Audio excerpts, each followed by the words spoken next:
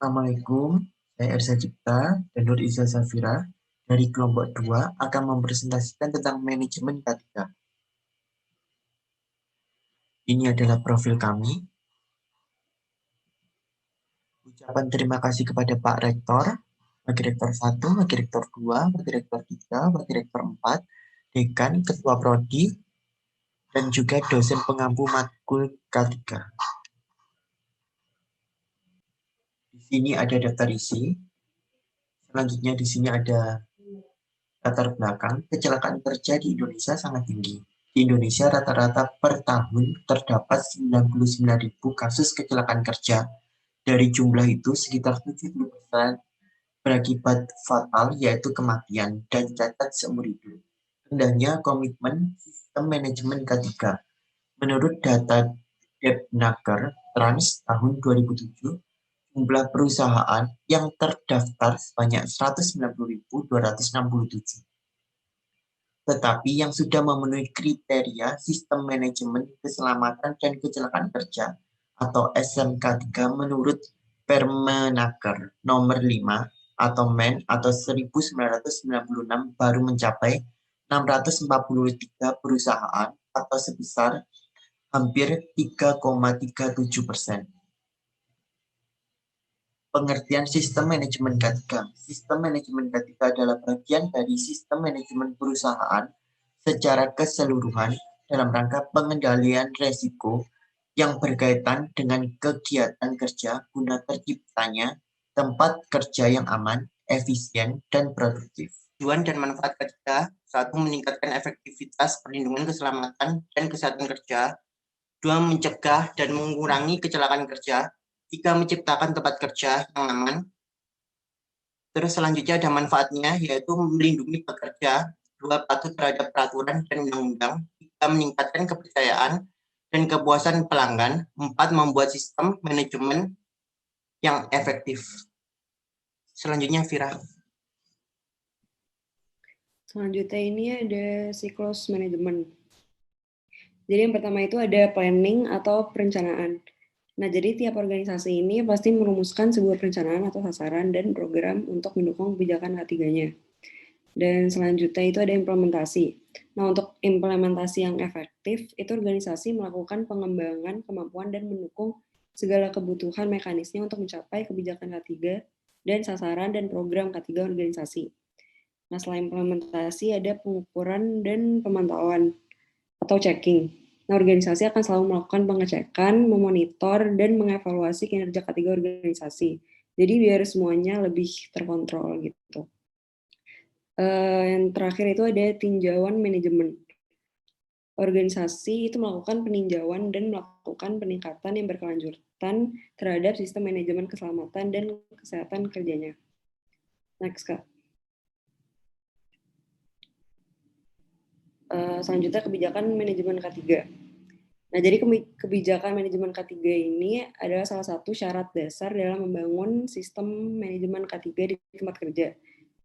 Kebijakan K3 adalah komitmen pimpinan suatu organisasi atau perusahaan untuk menjamin keselamatan dan kesehatan kerja.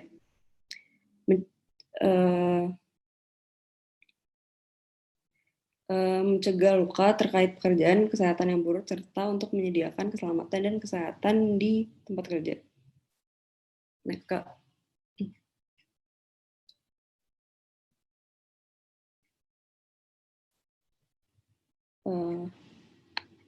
Alur asas manajemen.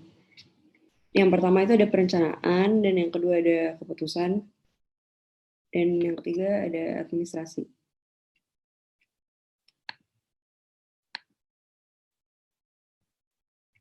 Tahap persiapan sistem manajemen K3.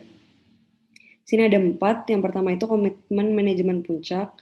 Yang kedua ada menentukan ruang lingkup. Yang ketiga ada menetapkan cara penerapan. Belum beres.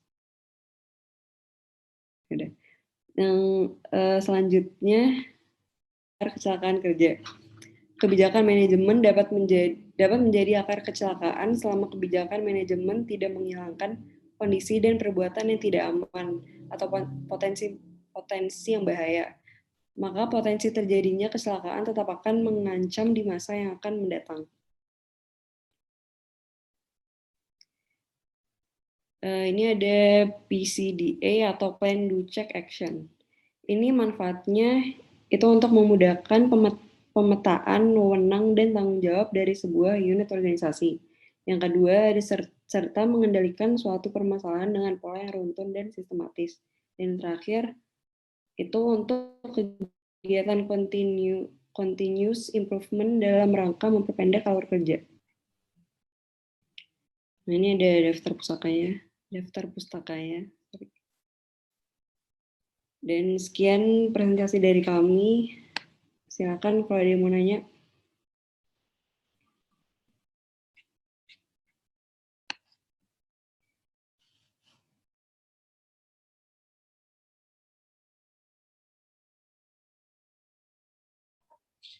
Izin bertanya, aku Virgo Gilang Pratama dari kelompok 10. Iya, mau nanya apa? Ya, tentang PCDA itu yang terakhir kan untuk kegiatan continuous improvement dalam rangka memperpendek alur kerja. Nah, memperpendek alur kerja di sini lebih tepatnya pada proses apa dalam contoh konkretnya kalau tentang K3L di pariwisata.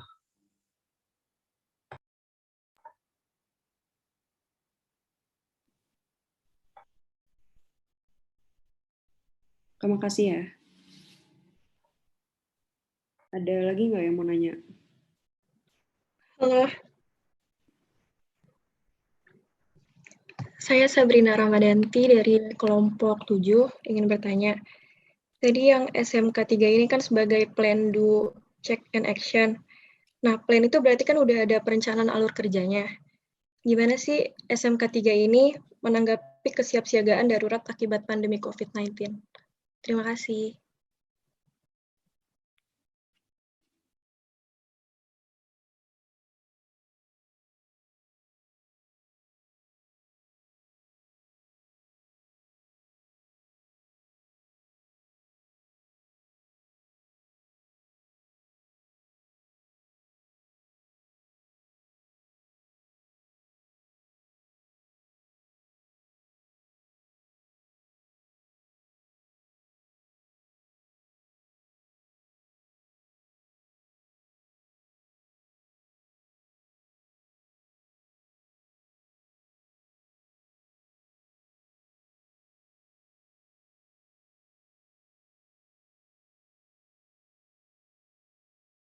Kalau dari saya ingin menjawab, kalau menurut saya kayaknya itu kayak mewajibkan semua orang untuk menggunakan masker seperti mencuci tangan secara berkala, terus wajib menjaga jarak dan juga memastikan ruangan sebelum pelaksanaan pelatihan seperti itu. Jadi paham? Bisa. Terima kasih.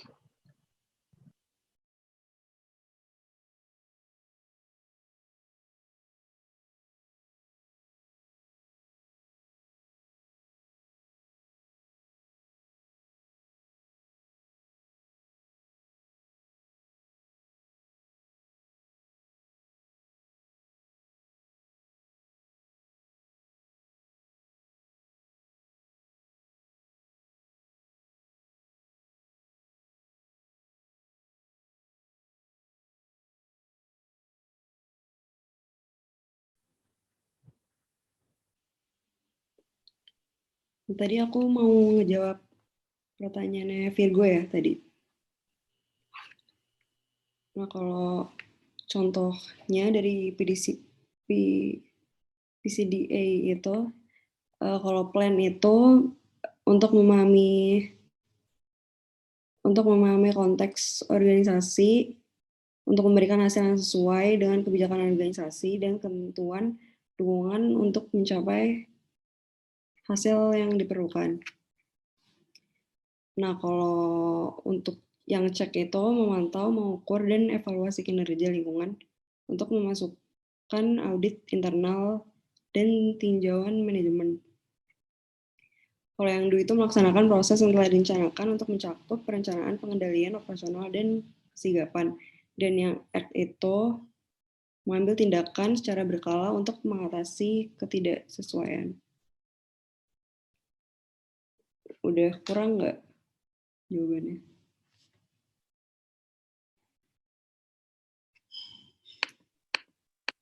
Mungkin maksudnya lebih ke gini, misal ada suatu apa ya, let's say kecelakaan kerja di pariwisataan. Nah, fungsi dari manfaat dari adanya PCDA ini kan buat memperpendek alur kerja kan.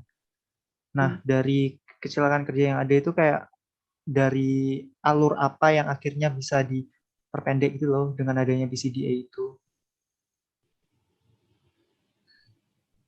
Oke, benar ya.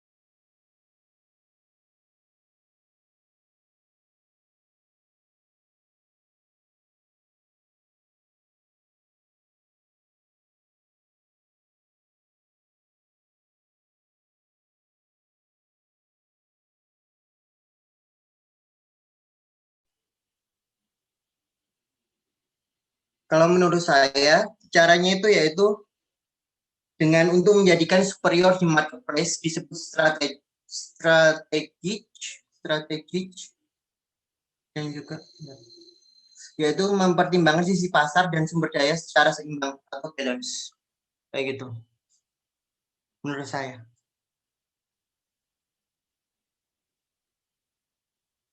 Bisa diterima? Oke. Sekian presentasi dari kami. Wassalamualaikum warahmatullahi wabarakatuh. Waalaikumsalam warahmatullahi wabarakatuh.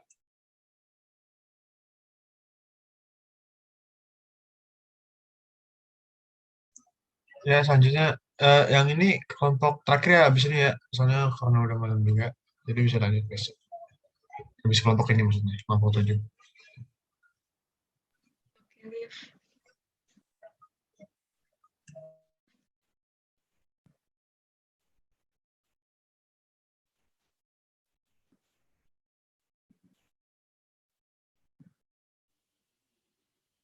Kalau menurut saya, caranya itu yaitu dengan untuk menjadikan superior di marketplace disebut strategi sumber daya secara seimbang atau balance.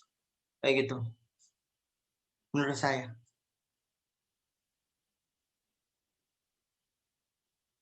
Bisa diterima? Oke. Sekian presentasi dari kami. Wassalamualaikum warahmatullahi wabarakatuh. Waalaikumsalam warahmatullahi wabarakatuh.